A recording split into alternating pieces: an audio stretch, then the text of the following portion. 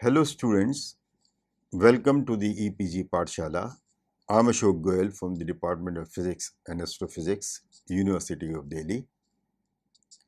In this module today, we are going to talk about the elastic scattering and the scattering cross-sections from the paper Classical Mechanics.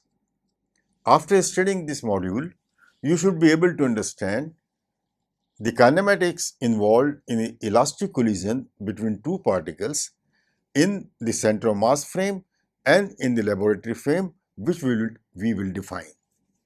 You will learn about the scattering of a particle once the particle interactions are specified in terms of the force field, and then you will be able to calculate the scattering cross sections once the force is specified. Why is it important? See, the analysis of data obtained through scattering of particles on fixed or moving targets, this has emerged as one of the most powerful tools used by particle physicists to unravel the nature of fundamental interactions and the existence of hitherto unknown particles. Large Hadron Collider at CERN, Geneva, is presently the most powerful machine, which in fact proved the existence of Higgs bosons, the new particles. Historically, Rutherford's experiment on the scattering of alpha particles on the gold foil established the atomic model, which consisted of a tiny nucleus where practically the entire mass of the atom is concentrated. Before this path-breaking experiment of Rutherford, there was no viable atomic model. So, this experiment proved that the atom must have a very massive core, which is very small. So, most of the mass of the atom is concentrated in a practically very tiny space, which is called the nucleus. Existence of the constituents of hadrons, namely quarks interacting through gluons, which carry a new quantum number, which is called color, was also discovered in a scattering experiment at the SLAC National Accelerator Laboratory in the electron-proton collision. In this and in the next unit, we will briefly discuss the kinematics of elastic collision and the concept of scattering cross-section. Let us consider elastic scattering between two particles. So, we consider the scattering between two particles which have masses m1 and m2 respectively. And what do we mean by elastic scattering? By elastic scattering is meant that the internal energy of the particles, if any, remains unchanged. So, in elastic collision, the linear momentum and the kinetic energy or the mechanical energy is conserved. While considering a two-body problem, it is convenient to define the coordinates of the particle with respect to their center of mass. So, we have the two particles m1 and m2 whose position vectors are r1 and r2. The center of mass of these two particles is defined by the vector r, where the vector r is equal to m1 times the position vector r1 plus m2 times the position vector r2 divided by m1 plus m2, and then we measure the coordinate of the particles with respect to the center of mass, which are given by r1 prime and r2 prime respectively, and obviously r1 prime is r1 minus r and r2 prime is r2 minus r. Now, if we define by u1 and u2 the initial velocity of the two particles with respect to the coordinate system fixed at the origin O, and we define by u1 prime and u2 prime the velocities in the center mass system. Then from the equation which relate the coordinates with respect to the coordinate system with origin at O and the center of mass, we obtain the velocity of the center of mass v to be equal to m1 u1 plus m2 u2 divided by m1 plus m2 just simply by differentiating the position vector of the center of mass. So this is v. And likewise, the velocities of the particles 1 and 2 with respect to the center of mass are given by u1 prime is equal to u1 minus v and u2 prime is equal to u2 minus v. So where v of course is the velocity of center of mass and u1 prime, u2 prime are the velocities of m1 and m2 in the center of mass frame. In the lab frame, which is defined as the frame in which one of the particles is a target, the other particle comes and hits it. So lab frame is defined as the one in which the particle m1 strikes a stationary target m2. Thus in the lab frame, u1 is the velocity of m1 and u2 is equal to 0. v1 and v2 are the final velocities, that is velocity after the scattering of m1 and m2 respectively. So initially the particle 1 has a velocity u1, particle 2 is at rest. After scattering, the particle 1 and 2 have velocities v1 and v2 respectively. In the center of mass frame, the initial velocities of the two particles, that is u1 prime and u2 prime, and v1 prime and v2 prime are designated the final velocities of the particles. So in the center of mass frame, we designate the initial velocity of the two particles as u1 prime, u2 prime, and the final velocities as v1 prime and v2 prime. So in the center of mass frame, the motion of the center of mass is 0. So v is equal to 0, which implies that m1 u1 plus m2 u2 is equal to 0. That is, the two particles have equal and opposite momentum in the center of mass frame. So in the center of mass frame, particles come in from the opposite direction with equal and opposite momentum. The scattering between the two particles in the laboratory and in the center of mass frame would look like the following. In the lab frame, the particle m is moving with a velocity u1 and strikes a particle m2 which is at rest. So this particle is coming with a velocity u1 and strikes this stationary particle m2, and after scattering, the u1, the particle 1 moves with a velocity v1 at some angle, and the particle v2 moves, particle 2 moves with velocity v2 at some other angle.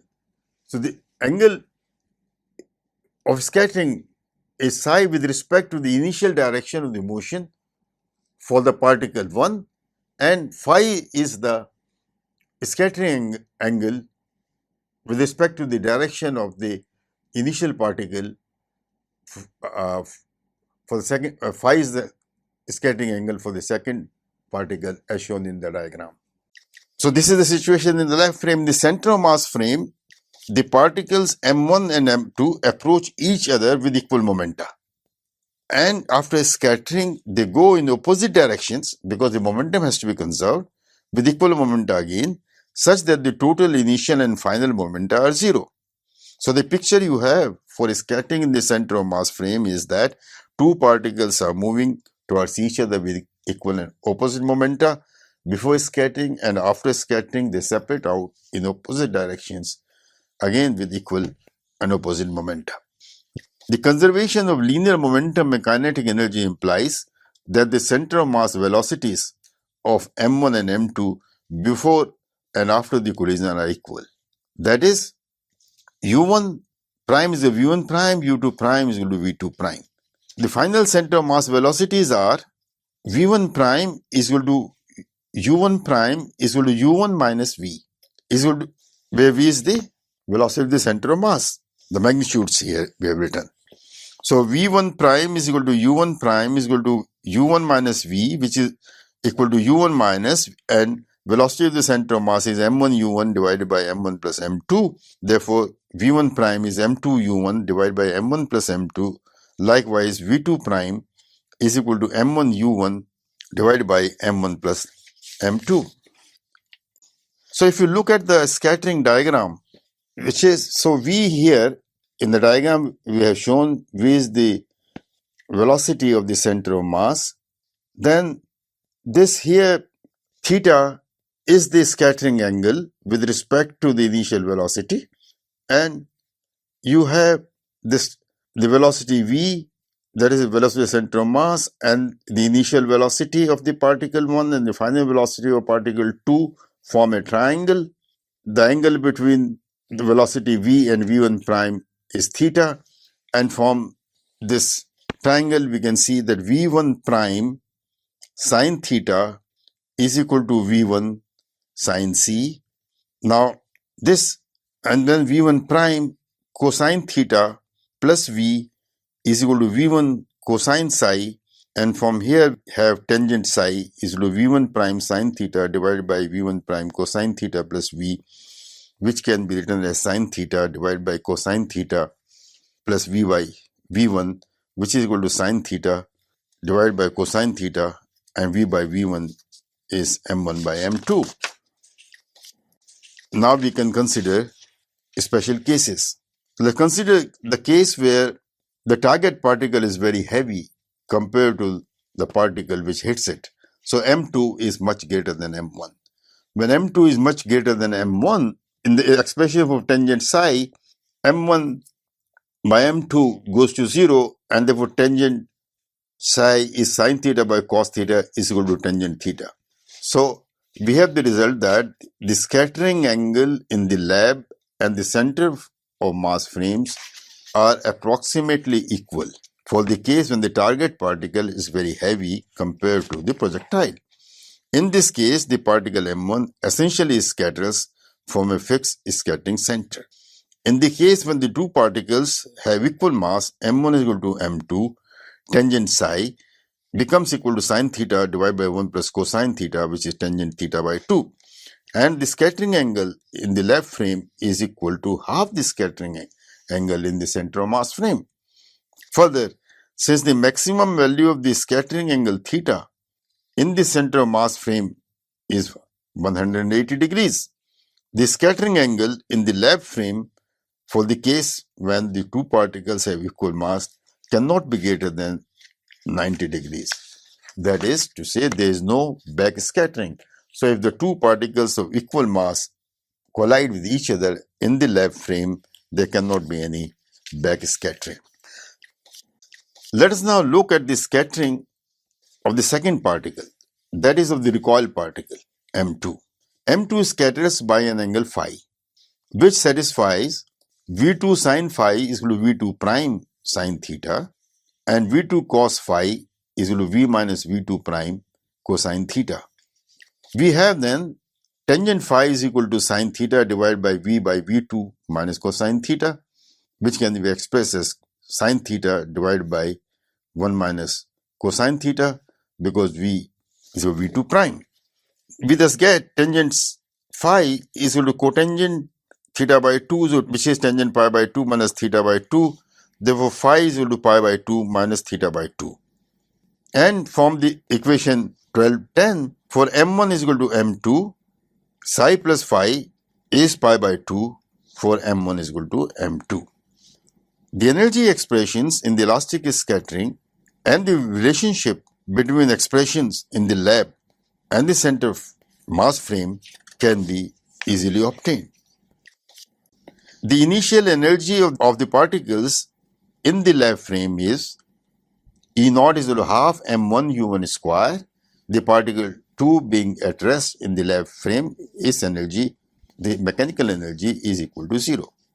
Whereas in the center of mass frame, the energy E naught prime is equal to half m1 u1 prime square plus half m2 u2 prime square, which is m2 divided by m1 plus m2 E naught.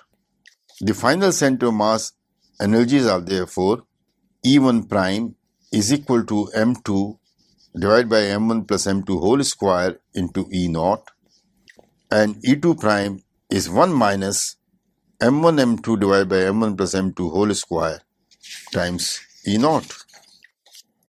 The energy of m1 in the lab frame is even E naught is equal to 1 minus 2 m1 m2 divided by m1 plus m2 whole square 1 minus cosine theta in terms of center of mass scattering angle, then substituting for theta, we get the expression E1 by E naught is m1 square divided by m1 plus m2 whole square multiplied with this expression, which is cosine psi plus minus under root of m2 square by m1 square minus sin square psi whole square. So in terms of the scattering angle psi, the lab energy of the recoil particle m2 is given by E2 by E naught is equal to 1 minus E1 by E naught is 4 m1 m2 divided by m1 plus m2 whole square cosine square phi. Now let us see how the scattering cross-section is defined and what a scattering cross-section is. In a scattering experiment, when the particle interactions are known in terms of the force field, it is possible to predict the scattering outcome in terms of the final energies and the scattering angles of the particles. Conversely, if you do an experiment and you have the data about the final energies and the scattering angles of the particles, then one can discern from this the nature of the force field. So, we will now investigate the scattering process in the presence of a force field. Let us consider the collision in the laboratory system in the presence of a repulsive force between the two particles m1 and m2. So, this figure depicts the scattering. The particle m1 is coming from the left with an impact parameter b, which is the minimum distance between the particle from which it is scattering, and as it reaches the particle, because the repulsive force, it bends, its path bends, and it scatters by an angle psi as shown here in the diagram. So, the particle m1 approaches the particle m2 such that if there was no force between them, the particle m1 will pass through in a straight line with an impact parameter b. So, it's a particle m2 here, a particle m1 coming with impact parameter b2. If there is no force, it just goes past it. And if there is no force but there is elastic collision, then because elastic scattering takes place. But the impact parameter has been defined as the distance of closest approach between the two particles. So, this impact parameter being defined in this way is the distance of closest approach. If the particle m1 is moving with an initial velocity u1, then the angular momentum of m1 about m2 is clearly equal to m1 times u1 times b, and the initial velocity u1 can be written as under root twice e1 by m1. Thus, if the force field is known, that is, if the interaction between the particles is specified, then for a given initial energy and impact parameter, because how is the experiment done? You send a beam of particles with a fixed initial energy at a certain with a certain impact parameter, and then you measure the scattering angle and the final energies. Or if you know the force field, then you can predict the scattering angle and the final energies. In actual practice, we have a beam of particles of mass m1 and fixed energy E naught moving towards a collection of particles of mass m2 each, and in the laboratory frame which are at rest. We define the flux of the incident particles as the number of particles which passing through a unit area normal to the beam direction per unit time.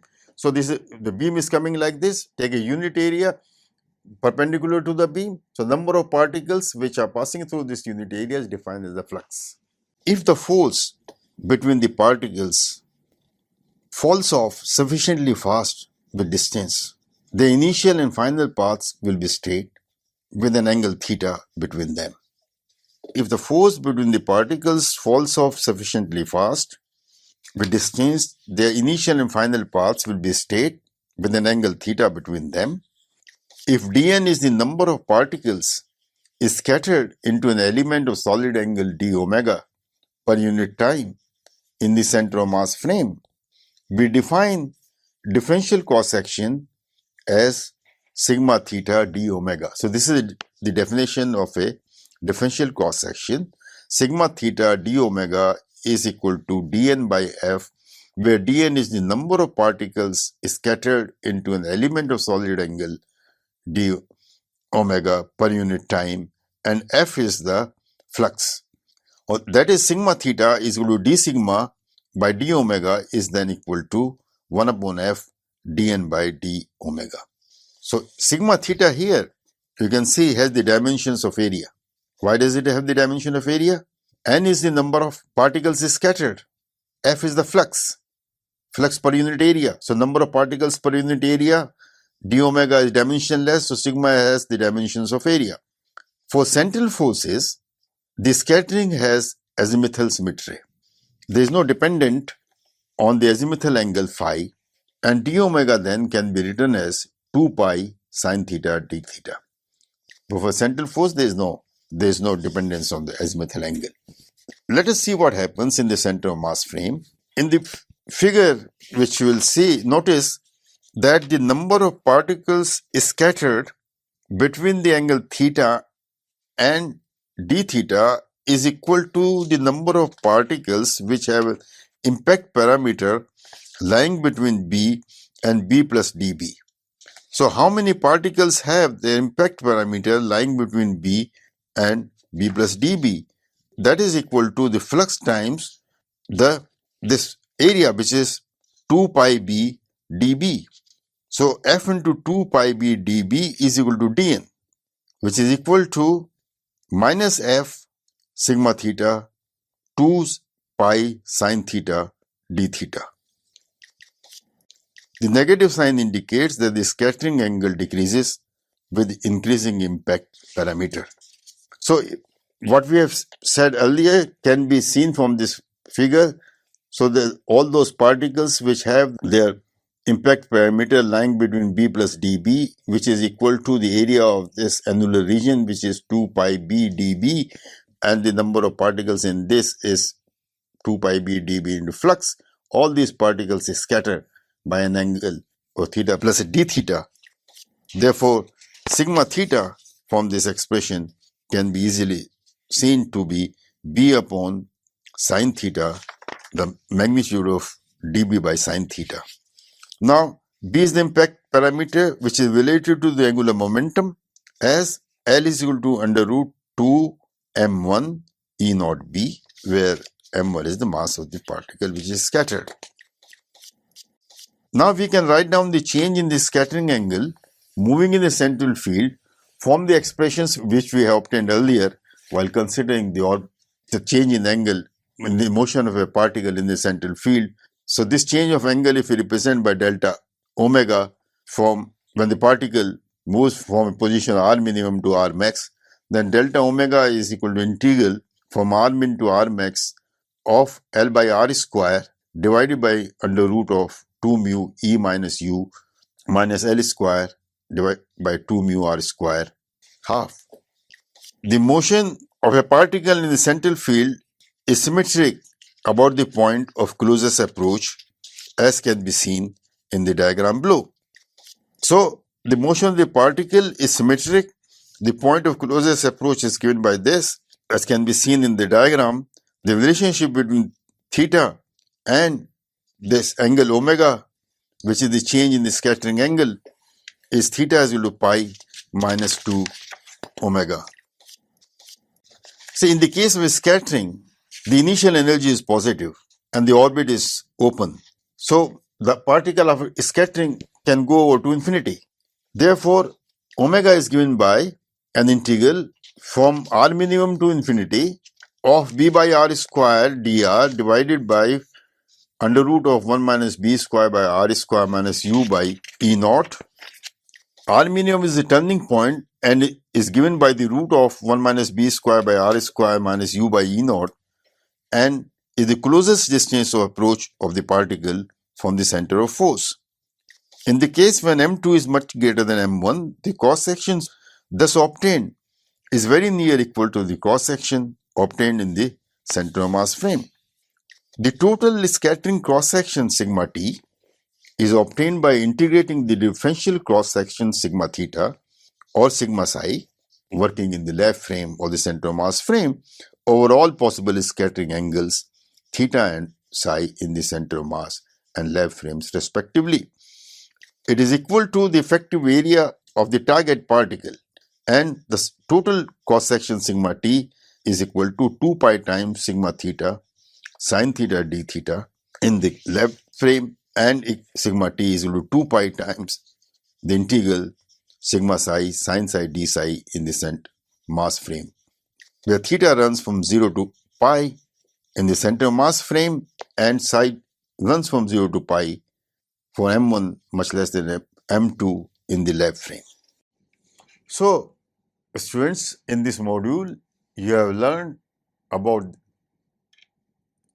the elastic scattering, and you saw that in elastic scattering, both the linear momenta and mechanical energy is conserved. You learned that in the center of mass frame, the sum of the momenta of the colliding particles is 0. So, both before and after the scattering, if the colliding particles have equal mass, the scattering angle in the left frame is 1/2 of the scattering angle in the center of mass frame, and the differential cross section is defined as the number of particles is scattered into an element of solid angle d omega per unit flux of the initial particles. In the scattering experiment, once the particle interactions are specified in terms of the forces, the scattering outcome in terms of the scattering angle and final energies are predictable,